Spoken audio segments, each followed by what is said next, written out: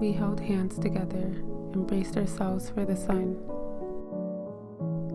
Golden light washing over us, we became raindrops catching the glare, refracting the light, casting rainbows where shadows once stood. When day broke, we became us again. I wrote this poem last year and had it inscribed on the very last Christmas gift that I was ever able to give to my grandmother, who passed away at the top of this year in January. It's hard to believe that just the month prior, in December, we have been sitting around the Christmas tree, opening gifts and sharing warm smiles with each other. But now as December rolls around again, a year later, I am reminded of the bitter reality that I'll only ever be able to reminisce on that smile for the rest of my life. So I find myself taking more time to pause and remember her these days.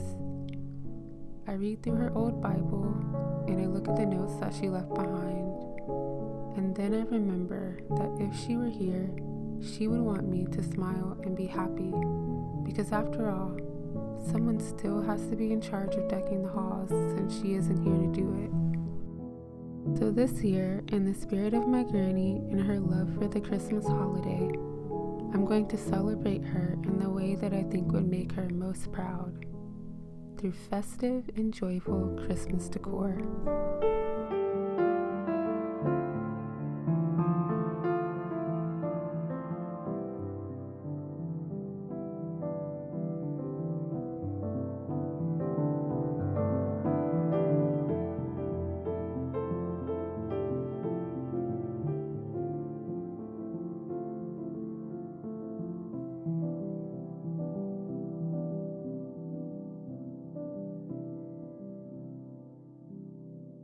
When I think back over all of the Christmases that I've had the joy to experience with my granny, I realize that she's actually taught me so much through this tradition. One of the first things being that holidays really only have as much meaning as you are willing to invest in them. And my granny wanted ours to be special. So the effort, the time, and the care that went in were all worth it, because it meant that she could cultivate a beautiful memory with her family, which she loved.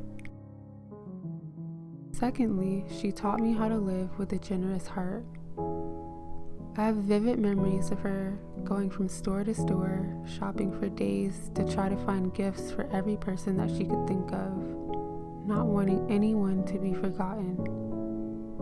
Then, on top of that, she would proceed to buy an overabundance of gifts for my mom and I, even if we told her that she didn't have to. She would always say, "I know I don't have to, but I want to," because this wasn't a burden for her. It was her source of joy and happiness. And lastly, she taught me the power of love through this holiday. She showed me time and time again how love wasn't just a word, but an action. It was how you treated people and how you showed up for them in their lives. And beyond that, how it was ultimately a manifestation of God's love itself. I think this is what sticks with me the most, especially now as I reminisce on the love that my granny gave to me. Because it truly was one in a million. And there are times when I think to myself, how would I ever experience something like that again? But then I remember that this kind of love is actually still available to me all the time. And its existence has actually predated the life of my grandmother, and the whole world for that matter. This is part of what makes Christmas time so special to me, because it offers us all a chance to reflect on the great love that God made manifest to us through the birth of Jesus Christ here on earth.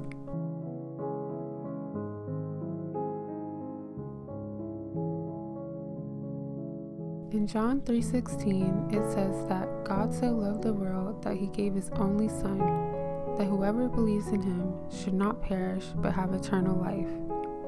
And this is the good news that we get to rejoice in every year on Christmas.